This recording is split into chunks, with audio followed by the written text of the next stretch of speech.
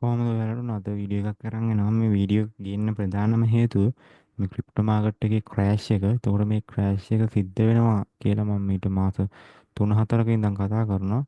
එතකොට මේ තියෙන්නේ මම ඕක සම්බන්ධයෙන් අන්තිමට කතා කරපු වීඩියෝ එකේදී මම පැහැදිලිවම කියනවා මේ ක්‍රිප්ටෝ මාකට් එකේ ලයිට් කොයින් එක මේ පහළ ඒරියා එකකට සෙල් වෙනවා කියන එක. මේ ලෙවල් කඩාගෙන 50 වගේ තමයි මම හිතන් ඉන්නේ. 50-60 මේ ලෙවල් එක මෙන්න මේ ටික ගන්න එනවා කියන එක තමයි උතනදි කතා කරන්නේ.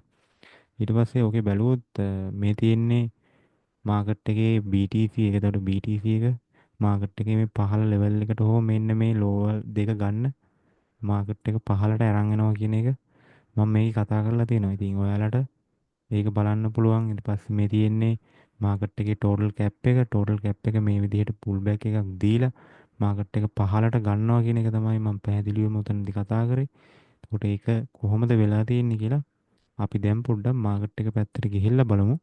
එතකොට මේ තියෙන්නේ ලයිට් කොයින් එක. ඔයාලා දන්න. එතකොට ලයිට් කොයින් එකේ මම දීපු ප්‍රෙඩික්ෂන් එක තමයි මාකට් එක මේ 50 60 මේ ලෙවල් වලට මාකට් එක රීච් කරනවා. මේ ලෙවල් ටික මාකට් එකෙන් ගන්නවා කියන එක ඔයාලට ඒක දැන් පැහැදිලිවම බලා ගන්න පුළුවන්. මාකට් එක පහළට සෙල් වෙලා තියෙනවා. එතකොට මේක තව දුරටත් සෙල් වෙනවද කියලා කිව්වොත් අපිට මෙතෙන්දී ගොඩක් වැදගත් වෙන ලෙවල් කිහිපයක් තියෙනවා. මේ ලෙවල් වලින් තමයි අපිට බලා ගන්න පුළුවන් වෙන්නේ මෙයා තව දුරටත් මාකට් එක පහළට ඩිරෙක්ෂනලි අදිනවද කියලා. දැන් මේ තියෙන පොයින්ට් එකත් එක්ක බලපුවාම මාකට් එකේ මේ ලෙවල් එකෙන් පහළට ඒ කියන්නේ සාමාන්‍යයෙන් 50,000කට වගේ මාකට් එක තවත් වැඩෙන්න පුළුවන්. එහෙම නැති වුණොත් මේ ලෙවල් එකේ යම්කිසි කන්සොලිඩේෂන් එකක් සිද්ධ වෙලා පොඩි බයි මූවමන්ට් එකකට මාකට් එක යන්න අවස්ථාවක් තියෙනවා. ඒක පැහැදිලිව මේකේ දැනට බලා ගන්න තියෙන එකෙන් බලා ගන්න තියෙනවා. ටෝටල් මාකට් කැප් එක ගැන කතා කරපුවාම නම් ඔයාලට මම මේක සෑහෙන කාලෙක ඉඳන් කතා කරේ. මම මේක කතා කරා ට්‍රිලියන 3.0 ගානකට වටනවා. ඊට පස්සේ 2.0 ගානකට මම අන්තිමට කතා කරපු එකේදී ඔයාලට මං කිව්වේ මේ ටෝටල් මාකට් කැප් එක 1.60කට 1.68කට වගේ මේ පහළ මේ ලෝ එකත් ගලවගෙන එක. ඉතින් ඔයාලට මෙතන බලා ගන්න පුළුවන් පැහැදිලිට shift වෙලා තියෙනවා සෙල් එක. මෙතන මම පුල් බෑක් එකක් වෙලා මාකට් එක පහළට බහිනවා කියපු එකත් ඒ විදිහටම වෙලා තියෙනවා. උඩට මාකට් එක පුල් බෑක් කළා මේ ඒරියා එකේ වේට් එක අරගෙන පහළට මාකට් එක සෙල් වෙලා තියෙනවා. එතකොට මම කලින් ප්‍රීවියස් ගෙනාපු අප්ඩේට් සහ දැන් ගෙනාපු අප්ඩේට් කොච්චර දුරට එකට එක සම්බන්ධතාවයක් තියෙනවද අනිත් අය වගේ නිකන් කෑ ගහන්න නැතුව ලස්සනට ඒ අප්ඩේට් ටික ඒ විදිහටම දීලා තියෙනවා. ඔයාලට රියල් ටයිම් මාකට් එකේ සිද්ධ වෙච්ච දේ තමයි මේකේ මේ මම ඔයාලට කාලෙන් කාලෙට එක එක වීඩියෝස් මගින් මේකේ අප්ඩේට් විදිහට අරන් ආවා. ඒතකොට ක්‍රිප්ටෝ මාකට් එකේ දැන් තත්ත්වය ගත්තාම තවත් මාකට් එක මගේ අදහස නම් මට තව සෙල් වෙන්න ඕන. එතකොට තව කෙනෙකුට ඒක වෙන විදිහකට පේන්න පුළුවන්. මේ ලෙවල් එකකින් යම්කිසි රියැක්ෂන් එකක් මාකට් එකේ ඕනි කරනවා. එහෙම රියැක්ෂන් එකක් නොදුන්නොත් මෙයා හෙවි මූවමන්ට් එකක් තව දවසක් හොඳ ස්ට්‍රෝං කැන්ඩල් එකකින් මාකට් එක සෙල් එක ගන්න ඕනේ. ඉතේරියම් chart එක ගැන කතා කරපුවාම ඉතේරියම් chart එක ගැනත් මම ඔයාලට අප්ඩේට් ගෙනාවා. ඒකට ඉතේරියම් chart එකේ මම ගුවා මෙන්න මේ ලෙවල් එක මාකට් එක හෝල්ඩ් කරලා පුල් බෑක් එකක් ගිහින් එන්න ඕනි කියලා. නමුත් මෙයා මාකට් එක පහළට කඩලා ඒ ගත්ත පුල් බෑක් එක ගොඩක් හෙවි විදිහට රේන්ජ් කරා. එතකොට ඒ රේන්ජ් කරපු නිසා මාකට් එක මේ ලෙවල් එක බ්‍රේක් කරලා වැලිපීරියා හයි එක තමයි හෝල්ඩ් කරේ. මේ සම්බන්ධයෙන් මම ඔයාලට කතා කරා. දැන් මාකට් එක මෙතන POC ලෙවල් එකත් බ්‍රේක් කරලා තියෙනවා point of control එක. එතකොට එතෙන්දී අපිට වැදගත් කාරණාවක් තියෙනවා මාකට් එකේ next pullback එක POC එක ගාවට reach වෙන්න පුළුවන් කියන එක. අපි බලමු මොකක්ද ඒක වෙන්නේ කියලා. දැන් මේ මාකට් එකේ හැටියට ගත්තාම ක්‍රිප්ටෝ මාකට් එකේ අර මම කියපු කතන්දරේ සිද්ධ වෙනවා. ඒ වගේම මම මේක මේ ලෙවල් එකට වැටෙනවා කියන එක මීට මාස ගානකට ඉඳන් කියන්නේ. මේ වලට පේනවා මේ ඇනලයිස් අද ඊයේ කරපුවා නෙමෙයි මේ මම දීපු ප්‍රීවියස් ඇනලයිස් ටිකම තමයි මම ඔයාලට පෙන්නන්නේ. මේ තියෙන ටෝටල් මාකට් කැප් එක ඔයාලා බලන්න. මාර්තු 12 වෙනිදා තමයි මේ ලයිව් ස්ට්‍රීම් එකක් ඇතුලේ මම මේක කියන්නේ. ඒකේ මේ තියෙන මාකට් එකේ BTC chart එක. ඒකට BTC chart එකේ මේ levels මම දීලා තියෙනවා. මේ සම්බන්ධයෙන් මම ක්‍රිප්ටෝ මාකට් එකේ මේ ක්‍රෑෂ් එක සම්බන්ධයෙන් දවස් කිහිපයකින් ඉඳන් මාස කිහිපයකින් ඉඳන් අරන් ඇවිල්ලා තියෙනවා වීඩියෝස් මේ ලයිට් කොයින් එක. මෙතෙන්දි මම කියනවා මෙන්න මේ 50 56 මේ 55 මේ රේන්ජ් එකට මාකට් එක රීච් කරනවා කියලා පැහැදිලිවම බලා ගන්න පුළුවන් මාකට් එක අද වෙනකොට ඒ ලෙවල් වලට මාකට් එක ඩවුන් වෙලා තියෙනවා. මෙතන ගොඩක් මේකට බලපාලා තියෙන රීසන් එක තමයි මාකට් එකේ මේ දැන් තියෙන අස්ථාවර බව. ඉතින් මේ අස්ථාවර ස්වභාවය පාවිච්චි වෙලා තමයි මේ මාකට් එක ඩම්ප් වෙන්නේ. ඉතින් මෙතෙන්දි මම තව දෙයක් පැහැදිලිවම කියලා දෙනවා. මෙන්න මෙතන මේ තියෙන ලෝ දෙක මේ දෙක මාකට් එකේ ගනීම ගොඩක් සුදුසුයි මාකට් එකේ නෙක්ස්ට් මූව්මන්ට් එකට අදාළව මාකට් එක අරගෙන යන්න. අපි බලමු මොකද වෙන්නේ කියලා. දැන් මේ ඒරියා එක බලපුවාම කන්සොලිඩේෂන් එකක් වෙලා තියෙනවා. එතකොට හෙවි ට්‍රාන්සැක්ෂන්, බිග් ට්‍රාන්සැක්ෂන් සිද්ධ වෙච්චි ඒරියා එකක් මෙතන තියෙන්නේ අපිට මාකට් එකේ. එතකොට මේ ඒරියා එක ට්‍රූ මාකට් එක එහෙම ලේසියෙන් යන්නේ නැහැ. මේ විදිහට මාකට් එක ලේසියෙන් ඕක හරහා යනවා කියන්නේ සෙල් ට්‍රෙන්ඩ් එක ඇග්‍රසිව් කියන එකේ උපරිම අවස්ථාවක ඉන්නේ. එහෙම වුණොත් විතරයි මෙයාට මේක අස්සින් නෝමල් මූව්මන්ට් එකකින් යන්න පුළුවන්. එහෙම නැත්නම් අනිවාර්යයෙන් මෙයා කන්සොලිඩේෂන් එකක් සිද්ධ කරගන්න යුතුයි. මාකට් එකේ ඊගාව ඩිරෙක්ෂන් මූව්මන්ට් එක ගන්න හෝ කරෙක්ෂන් මූව්මන්ට් එක අරගෙන යන්න. උන්නෝක තමයි මේ ක්‍රිප්ටෝ මාකට් එක සම්බන්ධයෙන් මට ඔයාලට දෙන්න තියෙන අප්ඩේට් එක. එතකොට මේකේ සැලකිය යුතු එකක් තමයි මේ AUD USD වැරදුනා ADA USDT කියන කොයින් එක. මේක අපි බැලුවොත් මේ මාකට් වල මේ තියෙන්නේ AUD USDT කියන එකේ කාඩානෝ. ඒතර මේක අපි ක්‍රිප්ටෝ මාකට් එකකටම දාගමුකෝ.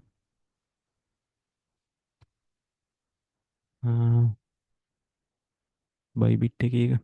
දැන් මේ තියෙන්නේ කඩානෝ එක.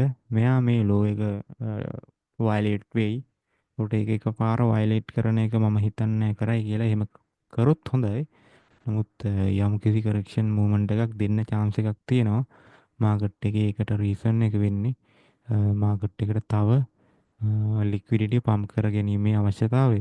ඒකත් එක්ක මාකට් එක මේ ලෝ එක ගන්න කලින් නැවත සැරයක් පුල් බෑක් එකක් බලාපොරොත්තු වෙන එක අපි සාධාරණයි කියන එක මම විශ්වාස කරනවා. මේ මාකට් එක ගොඩක් හොඳට පර්ෆෝම් කරලා තියෙනවා.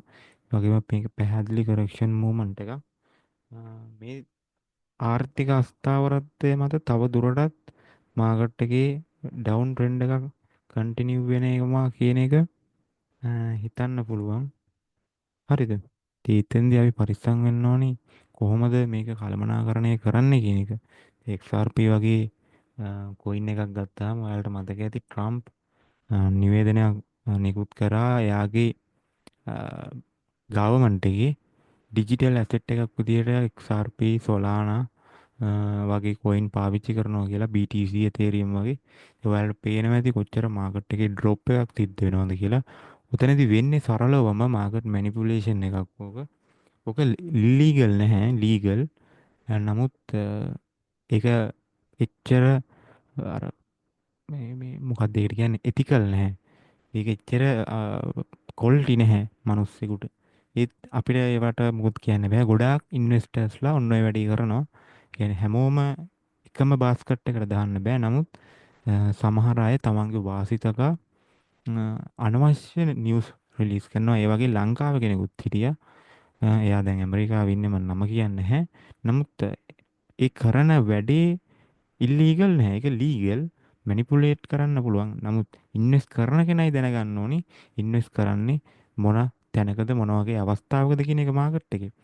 ඉතින් මෙතනදී මම හිතනවා ට්‍රම්ප් ඒ දුන්න නිවුස් එක මාකට් එකට පොසිටිව් විදිහට බලපෑවා.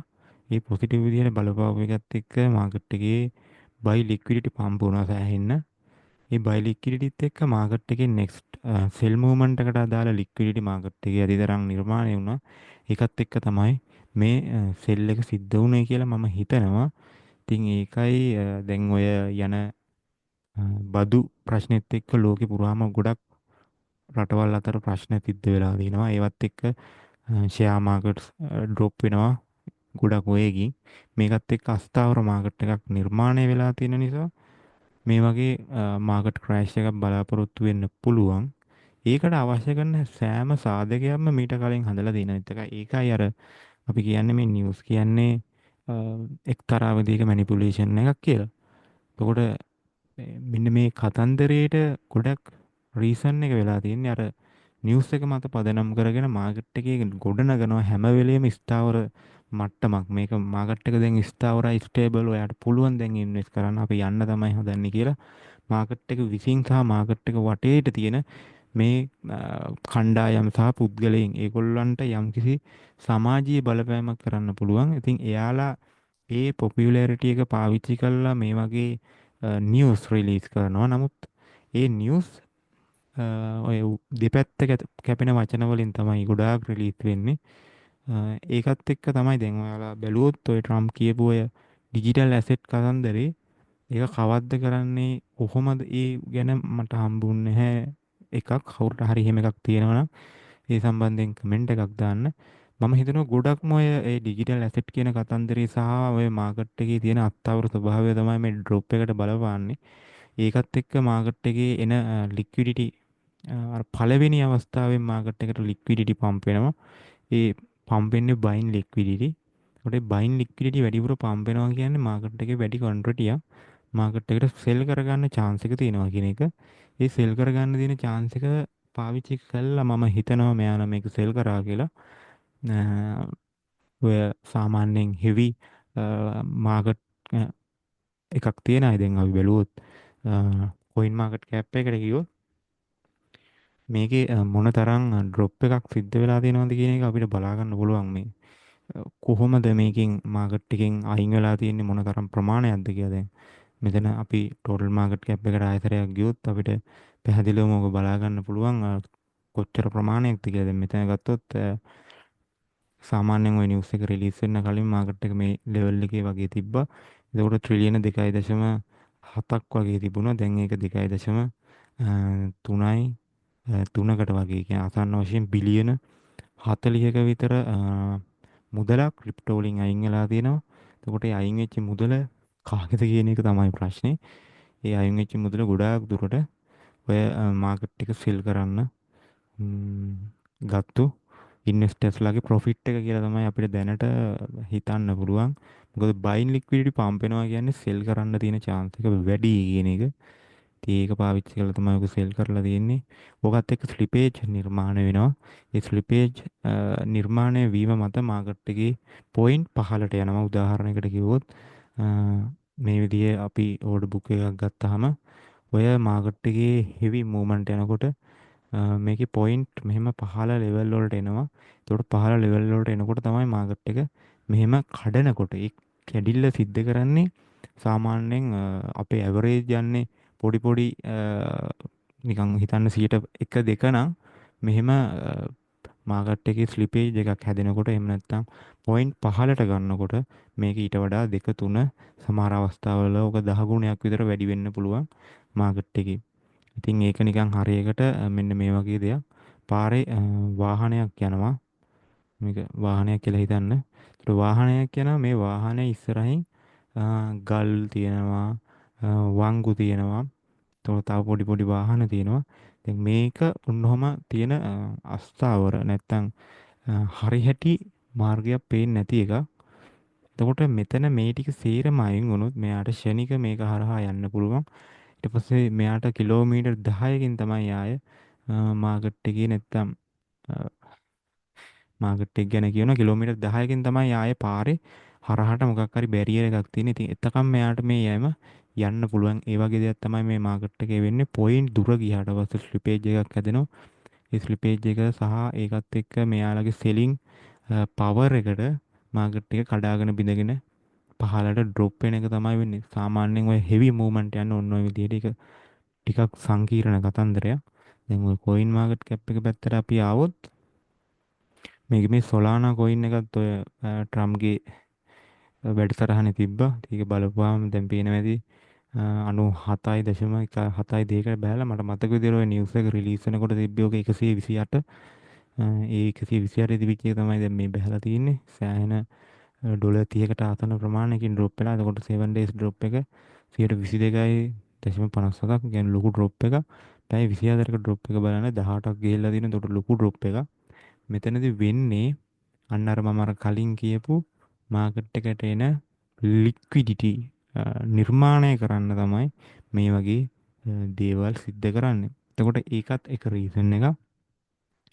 මේකට තව රීසන් එකක් වෙන්න පුළුවන් මේ අස්ථාවරත්වය නිසා අ, ලොකුවට කට්ටිය මාකට් එක සෙල් කරන්න ගන්න. එතකොට සමහර රීටේල් අය මේ අවස්ථාවේදී බයි ඔපචුනිටිස් බලනවා පුළුවන්. ඒ වගේම සමහර ලොකු ඉන්වෙස්ටර්ස්ලාත් මාකට් එකේ කොටස් වශයෙන් බයි කරන්න මේ අවස්ථාව පාවිච්චි කරන්න පුළුවන්. මොකද අස්ථාවරත්වයක තමයි අපිට ස්ථාවර වෙන්න තියෙන හොඳම අවස්ථාව දෙන්නේ. ඉතින් ඒ වගේ දේවල් පාවිච්චි කරන අය මේක ඔපචුනිටි එකක් විදිහට පාවිච්චි කරනවා මේ ඩ්‍රොප් එක. එතකොට කොටස් වශයෙන් තමයි බයි කරන්නේ. ඒ වගේ අවස්ථාවක ඔකට කියන අපි ඩොලර් කොස්ට් ඇවරේජ් කරනවා කියලා නිකම් බොරුවට ඩොලර් කොස්ට් ඇවරේජ් කරන්න බෑ. ඒකත් එක්තරා විදිහක කවර මේ කලාවක්. ඒක ලෙවල් ටු ලෙවල් තමයි ගන්න ඕන. එහෙම වුණොත් තමයි වාසියක් තියෙන්නේ. එහෙම නැත්නම් අපිට 10න් අරන් ඉවරලා ඊට පස්සේ 9ට ගියාට පස්සේ තව ටිකක් අරන් එහෙම වැඩක් නැහැ. ඒක හරියට ගන්න ඕනේ. ඒ විදිහට තමයි ඩොලර් කොස්ට් ඇවරේජ් කරන්නේ. එතකොට ඒ වගේ අවස්ථාවක් මේ වගේ අන්ස්ටේබල් මාකට් වල සිද්ධ වෙනවා. එතකොට තව කියන්න අපිට කතා කරන්න ගොඩක් දේවල් මේ මාකට් සම්බන්ධයෙන් තියෙනවා. ඉතින් ඒවා අපේ මෙන්ටර්ෂිප් එක ඇතුලේ ඩීප්ලි කතා කරනවා. ඔයාලට බලන්න පුළුවන්. අපි ලයිව් කතා කරපුවා තියෙනවා. ඒ වගේම මේ නිකමට ගිහින් බැලුවොත් මේ මාකට් අප්ඩේට් කොච්චර හොඳට දීලා තියෙනවද කියනවනම් මාකට් එකේ හැම මේ දෙන මූවමන්ට් එකක් මේ විදිහට සිද්ධ වෙයි. එහෙම උනේ නැත්තම් මේ වගේ දෙයක් වෙන්නේ කියන එක ගොඩක් කතා කරලා තිනවා මේ ක්‍රිප්ටෝ මාකට් එක සම්බන්ධයෙන්. සහ මම ගෝල්ඩ් එක සම්බන්ධයෙන් එකක් අරන් ඇවිල්ලා තිනවා. ක්‍රිප්ටෝ මාකට් එක සම්බන්ධයෙන් තමයි වැඩිපුර මේ කතන්දරේ කතා කරන්නේ. එතකොට මේ මාකට් එක ඇත්තටම ඩ්‍රොප් වෙන එක අපිට හොඳයි. නමුත් සල්ලි නැතිනම් එතන ගැටලුවක් තියෙනවා. නමුත් ඩ්‍රොප් වෙන එක අපිට හොඳ chance එකක් මාකට් එකේ ඉන්වෙස්ට් කරන්න දීර්ඝ කාලීනව. හරිද? මේ කියන්නේ කිටි කාලීනව නෙමෙයි. මාකට් එකේ ඩේ ට්‍රේඩින් කරන්න පුළුවන්, ස්විං ට්‍රේඩින් කරන්න පුළුවන්. ඒ වගේම දිගු කාලිනව පොසිෂන් ට්‍රේඩ් විදියට ට්‍රේඩ් කරන්න පුළුවන්. ඉතින් මම මේ කතා කරන්නේ පොසිෂන් ට්‍රේඩ් සම්බන්ධයෙන්. ඉතින් ඒක අපිට හොඳ chance එකක්. නමුත් මේ අවස්ථාවේ තාම මාකට් එක බයි එකට හැරිලවත් නැහැ. මාකට් එක තාම තියෙන්නේ සෙල් එකේ පැත්තේ. ඉතින් අපිට හරියට කන්ෆර්මේෂන් එකක් හම්බුනාට පස්සේ හොඳ බයින් ඔපචුනිටිස් බලන්න පුළුවන්. මම දැනට හිතන්නේ මාකට් එක තවත් ඩ්‍රොප් වෙන්න ඕනි කියන එක. ඒකට ඒ ඩ්‍රොප් එක එකපාර සිද්ධ වෙයි කියන එක පොඩ්ඩක් බලාපොරොත්තු වෙන්න අමාරුයි. මේ මාකට් එකේ මූවමන්ට් එක ගත්තාම සැලකිය යුතු විදිහට මාකට් එකේ මූවමන්ට් එක මේ අවස්ථාව වෙනකොට ඇග්‍රෙසිව් වෙමින් පවතිනවා. ඉතින් ඔයාලා බැලුවොත් අවස්ථා කිහිපයක්ම අපේ අයට දීලා තියෙනවා මාකට් එකේ හෙවි මූවමන්ට් එකකට යනවා කියලා. ඒ කියන්නේ මැනිපියුලේෂන් කිහිපයක් සිද්ධ වෙලා තියෙනවා. පැහැදිලිවම මෙන්න මෙතන අපිට බැලුවොත් පෙබරවාරි 25 මැනිපියුලේෂන් වැරදුනා. පෙබරවාරි 4 මැනිපියුලේෂන් එකක් සිද්ධ වෙලා තියෙනවා. 4 ඊට පස්සේ මැනිපුලේෂන් එකක් ආය මාකට් එක සිද්ධ කරලා තියෙනවා පෙබරවාරි 28. ඒ එකම මාකට් එක නැවත සැරයක් මාර්තු 2 වෙනිදා මේ මැනිපුලේෂන් එක සිද්ධ කරලා තියෙනවා. ඒ දෙතැනදීම මාකට් එකේ ට්‍රැප් එකක් තමයි සිද්ධ කරලා තියෙන්නේ.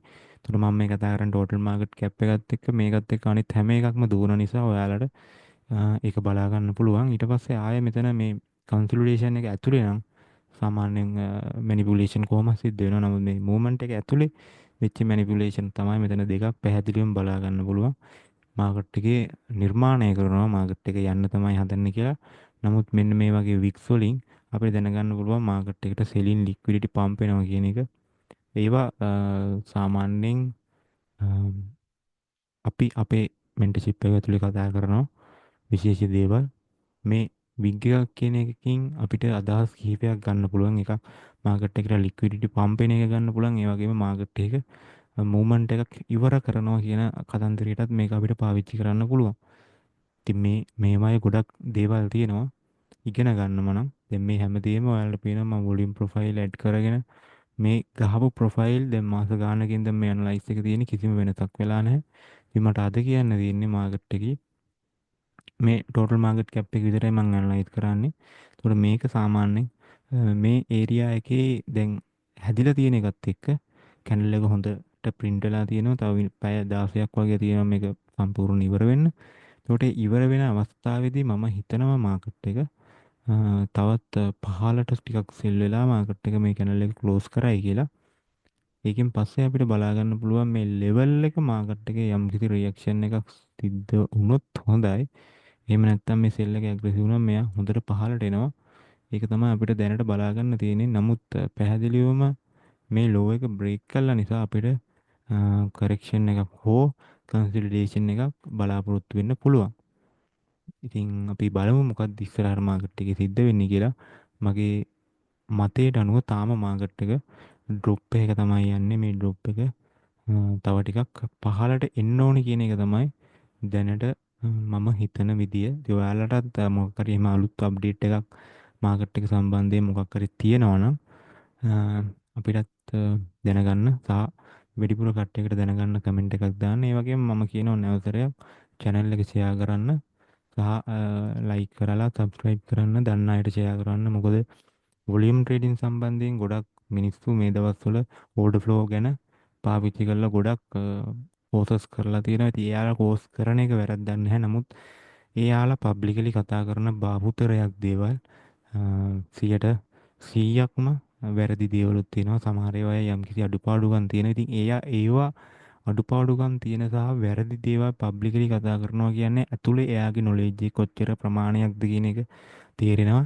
මෙතනදි ප්‍රශ්නේ තියෙන්නේ මේක ලංකාව මිනිස්සුන්ට අදහසක් නැහැ footprint සම්බන්ධයෙන්වත් order flow සම්බන්ධයෙන්වත් volume trading සම්බන්ධවත් කොහොමද මේක කරන්නේ මොකක්ද මේකේ තියෙන්නේ මොනවාද මම අහන්න ඕනි ප්‍රශ්න මොකක්ද මේක ඇතුලේ තියෙන්නේ කියන මේ කන්ටෙන්ට් එක මොකක්ද කියන එක සහ මේකේ වපසරිය දන්නේ නැහැ යම් කිසි ප්‍රමාණයකින්වත්. එතකොට ඕනි කෙනෙක්ව මැනිපියුලේට් කරන්න පුළුවන්. මේක බලනවා මෙන්න මෙහෙමයි වෙන්නේ බිඩ් එක ආත් එක මෙහෙමයි වෙන්නේ මේක දැක්කම මෙහෙමයි අරකයි මේකයි කියලා. ඉතින් මේ මැනිපියුලේෂන් එකට විරුද්ධව තමයි අපි මේ YouTube එකේ මේ මහන්සිය දාරන්නේ. ඉතින් මේ දරන මහන්සියට ඔයාලටත් එකතු වෙන්න පුළුවන්. ඉතින් කරන්න තියෙන්නේ YouTube එකේ channel එක share කරන්න දන්න අයට මේක. එතකොට ඔයාලට පුළුවන් මම content upload කරලා දිනවා free ගොඩක් මේ වෙනකොට 146කට ආසන්නයි. එතකොට ඒ වීඩියෝස් ටික බලලා ඒකේ මම lessons පාඩම් විදියට ගොඩක් කතා කරලා තියෙනවා.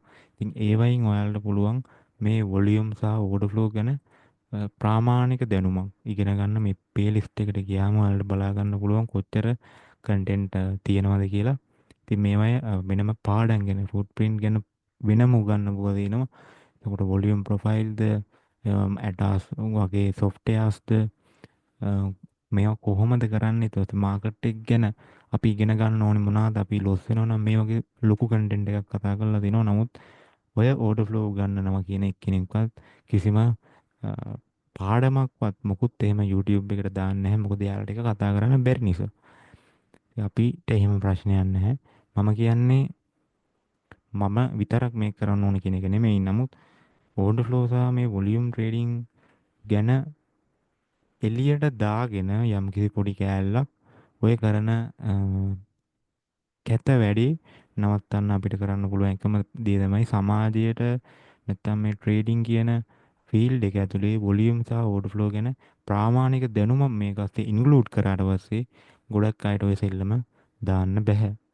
එහෙනම් අපි අදට වීඩියෝ එකෙන් සමුගන්නවා. මම හිතනවා ඔයාලට ගොඩක් වැදගත් දේවල් ටිකක් කියවෙන්න ඇති කියලා සහ අපේ කෝස් එකක් තියෙනවා මෙන්ටර්ෂිප් එකක්. ඒකට ඔයා සම්බන්ධ වෙනවා නම් ඔයාට අපි රුපියල් 10000ක ක්ලාස් ෆී එකක් තියෙනවා. ඒ ක්ලාස් ෆී එක 10000ක් විතරයි. මෙතනදී ඒක ගන්න අපේ මහන්සියට නැත්තම් මේක මීට වඩා ගොඩක් වටින එකක්. ඔයාලට බලා ගන්න පුළුවන් අපේ මාකට් අප්ඩේට්, අපේ එන්ට්‍රීස්, අපේ ලයිව් ට්‍රේඩින් වල දේවල්. එතකොට දැනට මගේ තියෙනවා ලයිව් ට්‍රේඩ් කරන වෙනම තව YouTube channel එකක්. එතකොට මේවා ඔයාලට බලපුවාම තේරෙනවා අපි මොකක්ද මේ කරන්නේ කියන එක. ඒ වලට ඒක සම්බන්ධයෙන් ඉන්ට්‍රස්ට් එකක් තියෙනවා නම් මගේ WhatsApp නම්බරේ ඩිස්ක්‍රිප්ෂන් එකේ ඇති. එහෙම නැත්නම් 078යි 850 8015 කියන මේ නම්බරේට මැසේජ් එකක් දාන්න නැත්නම් කෝල් එකක් දීලා අහන්න. ක්ලාස් එක ගැන ඔයාලට පුළුවන් අපිත් එක්ක එකතු වෙලා මේ ඕඩර් ෆ්ලෝ සහ වොලියුම් හරියට ස්ටෙප් එකකින් ස්ටෙප් එක ඉගෙන ගන්න. හරි එහෙනම් අපි නැවත දවසක හම්බෙන්න බලාපොරොත්තු වෙමු. අදට සමුගන්නවා හැමෝටම ජය වේවා.